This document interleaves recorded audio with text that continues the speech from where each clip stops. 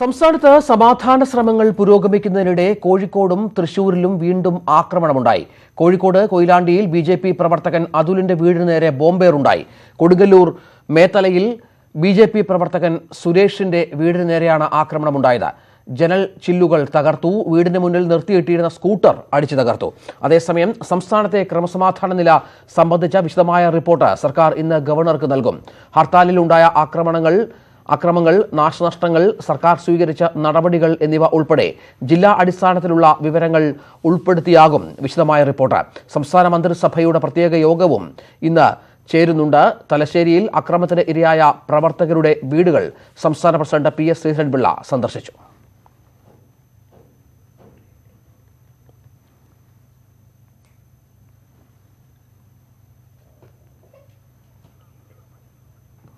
PS Sreedharan Pillai അല്പസമയം മുമ്പാണ് ഈ പ്രവർത്തകരുടെ വീടുകൾ സന്ദർശിച്ചത്. അതിനുശേഷം അദ്ദേഹം മാധ്യമപ്രവർത്തകരെ കണ്ട് BJP പ്രവർത്തകർ രണ്ടാം തരം പൗരന്മാരല്ല, കേന്ദ്രം ഭരിക്കുന്ന പാർട്ടിയുടെ അണികളാണ് താങ്കൾ എന്ന രീതിയിലും ആ സംഭവങ്ങൾ ശക്തമായി നേരിടും, സമാധാന മാർഗത്തിലാകും ഇനിയുള്ള പ്രതിഷേധമുണ്ടാകുക എന്ന രീതിയിലുള്ള പ്രതികരണമുണ്ടായി. അദ്ദേഹത്തിന്റെ വാക്കുകൾ അല്പസമയത്തിന് തന്നെ ലഭ്യമാകും എന്ന് പ്രതീക്ഷിക്കാം. കണ്ണൂരിൽ നിന്ന് മനു ഭരതും, കോഴിക്കോട്ട് നിന്ന് അശ്വിൻ വല്ലത്തും, കൊയിലാണ്ടിലാണ് അശ്വിൻ വല്ലത്തുള്ളത്. തൃശ്ശൂരിൽ നിന്നും സുവി വിശ്വനാഥും, തിരുവനന്തപുരത്ത് നിന്ന് R കിരൺ ബാബുവും ചേരുന്നു ഏറ്റവും പുതിയ വിവരങ്ങളുമായി. ആദ്യം മനുവിലേക്ക് പോയാൽ, മനു, അക്രമ സംഭവങ്ങൾ ഒഴിയുന്നില്ല.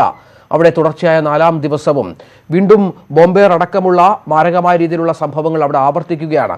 എന്താണ് കണ്ണൂരിൽ സംഭവിക്കുന്നത്? സമാധാനം തിരിച്ചു കൊണ്ടുവരാനുള്ള ഭരണകൂടത്തിന്റെ നീക്കങ്ങൾ അത് ഫലവത്താകുന്നില്ല എന്നുണ്ടോ?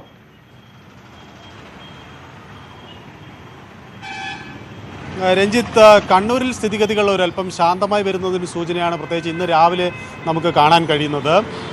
കഴിഞ്ഞ ദിവസങ്ങളിൽ വലിയ തോതിലുള്ള ഒരു അക്രമം ഉണ്ടായില്ല. ഏതായാലും പോലീസ് വലിയ ശക്തി സന്നാഹങ്ങളോട് തന്നെ പ്രധാനമായും തലശ്ശേരിയിൽ നിലയുറപ്പിച്ചിട്ടുണ്ട്. തലശ്ശേരിയിൽ ന്യൂമാഹി പോലീസ് സ്റ്റേഷൻ പരിധിയിലും വരുന്ന പ്രദേശങ്ങളിൽ പ്രഖ്യാപിച്ചിട്ടുള്ള നിരോധനാജ്ഞ ഇന്ന് വൈകുന്നേരം വരെ തുടരും, അല്ലെങ്കിൽ അർദ്ധരാത്രി വരെ തുടരും. ആ സമയങ്ങളിൽ തന്നെ കർശനമായ നിരീക്ഷണം ഉണ്ടാകും എന്നാണ് പോലീസ് അറിയിച്ചിട്ടുള്ളത്. ഒപ്പം തന്നെ ഈ കഴിഞ്ഞ ദിവസങ്ങളിലുണ്ടായ ആക്രമണ സംഭവങ്ങളിൽ പോലീസ് ശക്തമായ നടപടികൾ ആരംഭിച്ചിട്ടുണ്ട്. വി മുരളീധരൻ്റെ വീട് ആക്രമിച്ച കേസിൽ ഒരു CPM പ്രവർത്തകനെയും, CPM പ്രവർത്തകനായ വാടയിൽ ശശിയുടെ വീട് ആക്രമിച്ച കേസിൽ ഒരു BJP പ്രവർത്തകനെയും അറസ്റ്റ് ചെയ്തിട്ടുണ്ട്. അത്തരത്തിൽ ഉള്ള ശക്തമായ നീക്കം തന്നെയാണ് പോലീസിൻ്റെ ഭാഗത്ത് നടക്കുന്നത്. ഏത് സമയത്തും പ്രത്യേക അക്രമം ഉണ്ടായാൽ അതിനെ നേരിടാൻ വേണ്ടിയുള്ള സന്നാഹങ്ങളുമായി തന്നെയാണ് പോലീസ് തലശ്ശേരിയിലും പരിസര പ്രദേശങ്ങളിലും നിലയുറപ്പിച്ചിട്ടുള്ളത്. ഇപ്പോൾ BJP പ്രസിഡന്റ് PS ശ്രീധരൻപിള്ളയുടെ നേതൃത്വത്തിൽ ഇപ്പോൾ മനു ഭരത് വീണ്ടും ചേരുകയാണ് കണ്ണൂരിൽ നിന്ന്. മനു, സമാധാനം തിരിച്ചു വരുന്നു എന്നാണ് മനു പറഞ്ഞു വെച്ചത്. കണ്ണൂരിൽ എന്താണ് വിവരങ്ങൾ ഏറ്റവും പുതിയത്? രഞ്ജിത്ത്, സമാധാനം തിരിച്ചു വരുന്നു എന്ന് തന്നെയാണ് ഉള്ള പ്രതീക്ഷ തന്നെയാണ് എല്ലാവരും പങ്കുവയ്ക്കുന്നത്. ജില്ലാ ഭരണകൂടവും അത്തരത്തിൽ ഒരു ആശ്വാസത്തിലാണ്.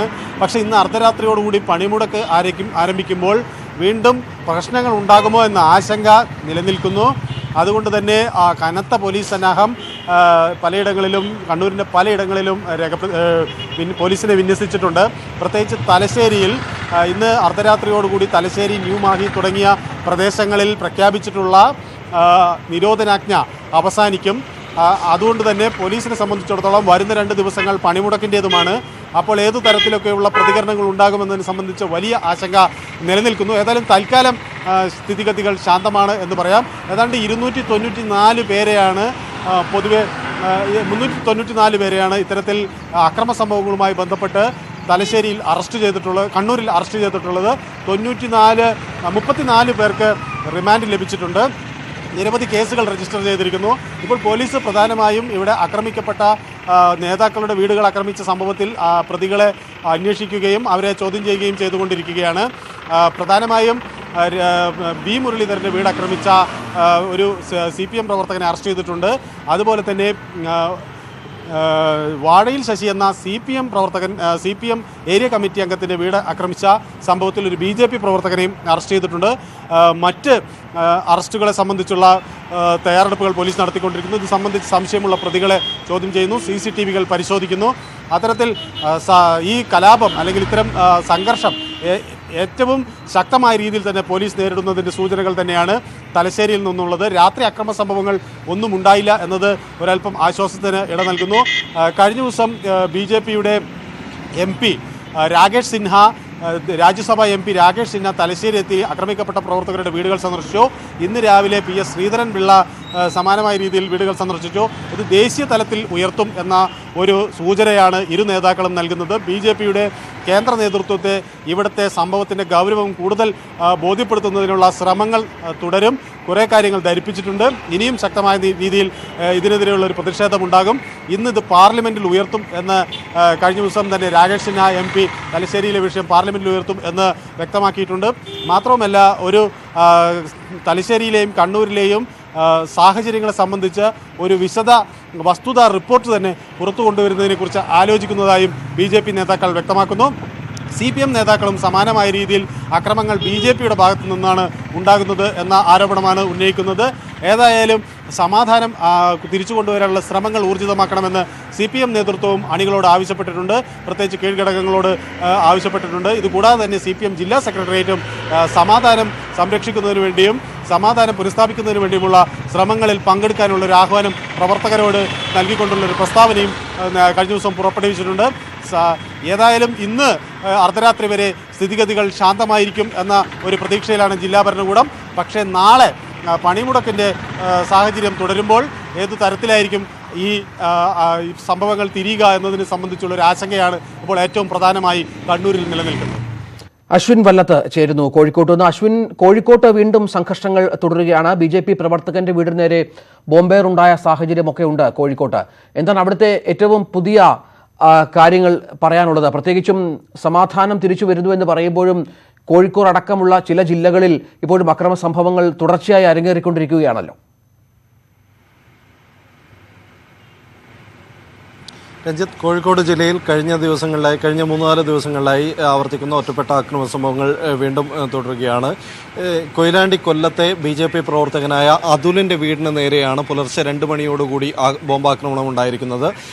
പുലർച്ചെ 2 മണിയോടുകൂടി ബൈക്കിലെത്തിയ സംഘം വീടിന് നേരെ ബോംബെറിയുകയായിരുന്നു എന്നാണ് ആരോപണം. വീടിൻ്റെ ജനലും അതേപോലെ തന്നെ വാതിലും തകർന്നിട്ടുണ്ട്.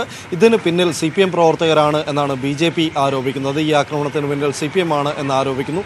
ഈ പ്രദേശത്ത് ഹർത്താൽ ദിവസം സംഘർഷമുണ്ടായിരുന്നു. കൊയിലാണ്ടി നഗരസഭാ ചെയർമാൻ സത്യൻ്റെ വാഹനം ആക്രമിച്ച ഒരു സംഭവം ഉണ്ടായിരുന്നു. ഇതിനോടുള്ള പ്രതികാരമായാണ് ഇന്നിപ്പോൾ BJP പ്രവർത്തകരുടെ വീടിന് നേരെ ആക്രമണം ഉണ്ടായത് എന്നാണ് പൊതുവെയുള്ള വിലയിരുത്തൽ. BJP പ്രവർത്തകർ ആരോപിക്കുന്നത് ഇവിടെ CPM പ്രവർത്തകർ BJP പ്രവർത്തകരെ തെരഞ്ഞുപിടിച്ച് ആക്രമിക്കുകയാണ് എന്നാണ്. കഴിഞ്ഞ ഹർത്താൽ ദിവസവും 3 RSS പ്രവർത്തകർക്ക് നേരെ ഇവിടെ ആക്രമണം ഉണ്ടായിരുന്നു. ഇതിൻ്റെ തുടർച്ചയായി തന്നെയാണ് ഇന്ന് രാവിലെ നടന്ന ആക്രമണം എന്നാണ് പറയുന്നത്. പക്ഷേ ഏതായാലും ഇന്നത്തെ ആക്രമണത്തിൽ ഈ അതുലിൻ്റെ വീട്ടുകാർക്കൊന്നും പരിക്കുകളൊന്നും ഉണ്ടായിട്ടില്ല. വീടിൻ്റെ വാതിലിനും ജനൽ ചില്ലിനും സാരമായ തകരാറുകൾ ഉണ്ടായിട്ടുണ്ട്. മറ്റ് പ്രശ്നങ്ങളൊന്നുമില്ല. ഏതായാലും കൊയിലാണ്ടി SI സജു എബ്രഹാമിൻ്റെ നേതൃത്വത്തിൽ കനത്ത പോലീസ് ബന്ദോബസ്ത് തന്നെ ഇപ്പോൾ ഇവിടെ ഏർപ്പെടുത്തിയിരിക്കുന്നു. പോലീസിൻ്റെ ഭാഗത്തുനിന്ന് ആരാണ് ആക്രമണത്തിന് മുന്നിൽ എന്നതിനെക്കുറിച്ചുള്ള സൂചനകളൊന്നും ഇപ്പോൾ ലഭിച്ചിട്ടില്ല. പോലീസ് സ്ഥലത്ത് പരിശോധന നടത്തി വരുന്നു. ഏതായാലും കഴിഞ്ഞ ദിവസങ്ങളിലെ സംഭവങ്ങളുമായി ബന്ധപ്പെടുത്തിക്കൊണ്ട് തന്നെ അന്വേഷണം പുരോഗമിക്കും എന്നാണ് സൂചന.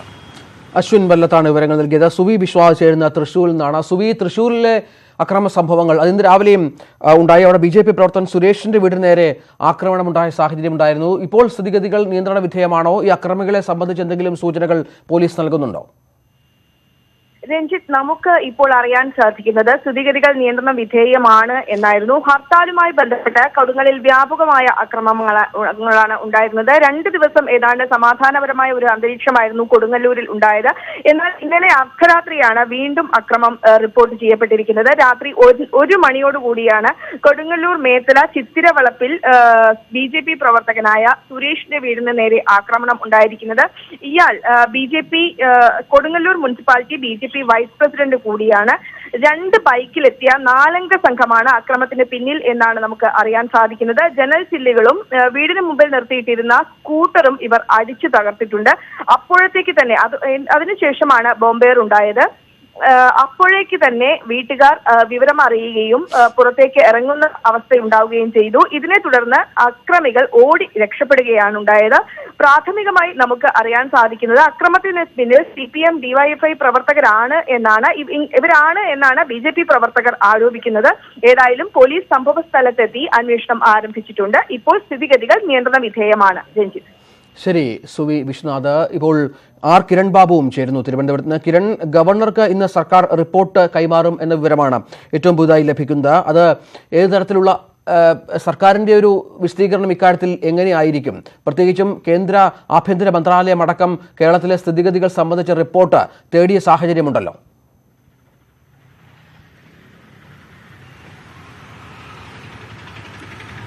രഞ്ജിത്ത്, വളരെ വിശദമായ ഒരു റിപ്പോർട്ടാണ് സർക്കാർ തയ്യാറാക്കിക്കൊണ്ടിരിക്കുന്നത്.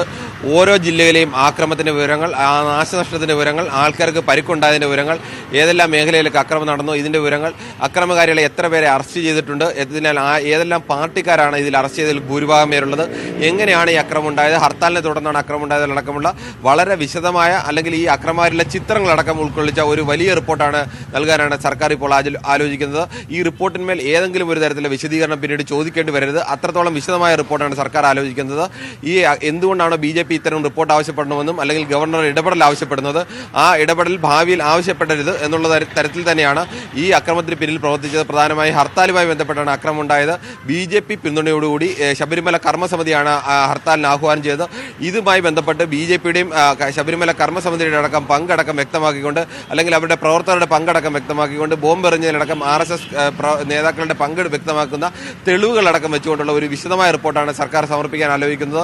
റിപ്പോർട്ടിന്റെ അവസാന മിനുക്കുപണികളിലാണ് ഇപ്പോൾ സർക്കാർ. ഇന്നോ അല്ലെങ്കിൽ നാളെയോ ഈ റിപ്പോർട്ട് സമർപ്പിക്കാനാണ് സർക്കാർ ആലോചിക്കുന്നത്.